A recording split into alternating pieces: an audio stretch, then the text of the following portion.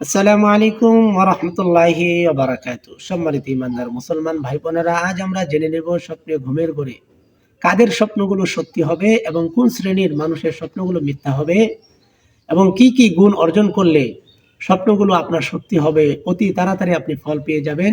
সেই বিষয়গুলো আজকে আমরা জেনে নেওয়ার চেষ্টা করব ইনশাআল্লাহ। তাহলে আসুন, কাদের স্বপ্নগুলো সত্যি হয় এবং ফল অতি তাড়াতাড়ি পাবে তাদের কথা আমরা শুনে নিই।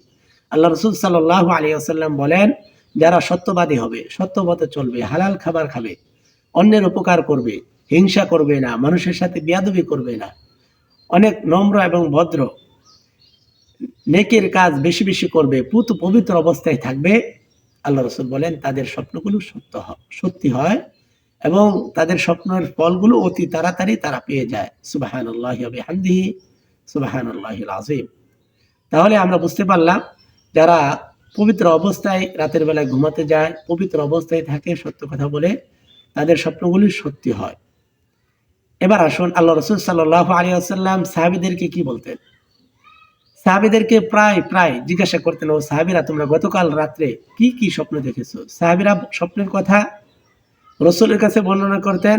রাহমাতুল লিল আলামিন জনাবে মুহাম্মদ রাসূলুল্লাহ সাল্লাল্লাহু আলাইহি ওয়াসাল্লাম সাহাবীদেরকে স্বপ্নের ব্যাখ্যা দিয়ে দিতেন। কয়েকদিন আল্লাহ রসুল সাহাবীদেরকে জিজ্ঞাসা করলেন, সাহাবীরা, গতকাল রাত্রে তোমরা কি স্বপ্নে দেখেছো? বর্ণনা করো। সাহাবীরা কয়েকদিন বর্ণনা করতে পারলেন না। স্বপ্নে কি দেখছে সেটা ক্লিয়ার ভাবে তারা রসুলের কাছে বর্ণনা করতে পারলেন না। তখন রসুল বললেন, ও সাহাবীরা, তোমাদের হাতের নখ বড় হয়েছে আর হাতের নিচে, নখের নিচে ময়লা লেগে আছে, সেজন্য তোমরা ভালো স্বপ্ন, কল্যাণকর স্বপ্নগুলো তোমরা দেখতে পারতেছো না, অথবা দেখলেও তোমরা ভুলে যাচ্ছ। এই কথা থেকে আমরা বুঝতে পারলাম যে পবিত্র অবস্থায় থাকতে হবে, পরিচ্ছন্ন থাকতে হবে, তাহলেই আল্লাহর পক্ষ থেকে ভালো স্বপ্নগুলো দেখা যাবে এবং স্বপ্নের ফল অতি তাড়াতাড়ি পাওয়া যাবে ইনশাআল্লাহ। সকল নবীদের 10টি সুন্নত ছিল, 10টি ফিতরাত ছিল। এবার আসুন আমরা জেনে নেই, আমরা যদি ভালো স্বপ্ন দেখতে চাই এবং স্বপ্নের ফল যদি অতি তাড়াতাড়ি পেতে চাই, তাহলে নবীদের 10টি সুন্নত ছিল, ফিতরাত ছিল। এই ফিতরাতগুলো আমাদেরকে আদায় করতে হবে। 1 নাম্বার, গুফ খাটো করে রাখা, অর্থাৎ মুছ খাটো করে রাখতে হবে, দাড়িকে লম্বা করে রাখতে হবে এবং মেসওয়াক করতে হবে। হাতের নখ কাটতে হবে, হাতের আঙ্গুলের গিরা এবং কনুই এইগুলো পরিষ্কার করে রাখতে হবে, পাক সাফ করে রাখতে হবে। আপনার ভূগোল এবং নাভির নিচের চুলগুলো পরিষ্কার করতে হবে। নাকে পানি দিতে হবে। 40 দিনের উপরে যদি ভূগোলের চুল এবং নাভির চুল পরিষ্কার না করে তাহলে গুনাহ হয়।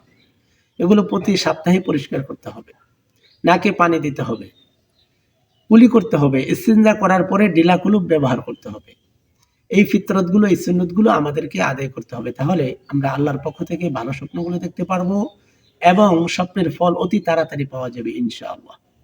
এবার আসুন আমরা জেনে নেব কাদের স্বপ্নগুলো মিথ্যা হয়, কাদের স্বপ্ন দেখার পরেও তারা ফল পাবে না। যারা মিথ্যাবাদী, যারা হারাম খায়, যারা হারাম পথে চলে, যারা হারাম সম্পর্কে লিপ্ত আছে, যারা গুনাহের ভিতরে লেগে আছে, যারা নিন্দা, হিংসা করে, পরনিন্দা করে, বেয়াদবি করে, এদের স্বপ্নগুলো মিথ্যা হবে। তারা ভালো স্বপ্ন দেখলেও এর ফল তারা পাবে না।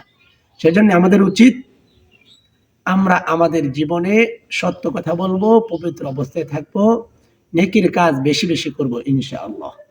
ইসলামিক এই স্বপ্নের ব্যাখ্যাগুলো, স্বপ্নের কথাগুলো আপনার কাছে ভালো লেগে থাকলে অবশ্যই একটি লাইক করে দিবেন, কমেন্ট করে জানিয়ে দিবেন কি ধরনের স্বপ্নের ব্যাখ্যা অথবা ইসলামিক আমল জানতে চান, আমি আপনাকে জানানোর চেষ্টা করব ইনশাআল্লাহ।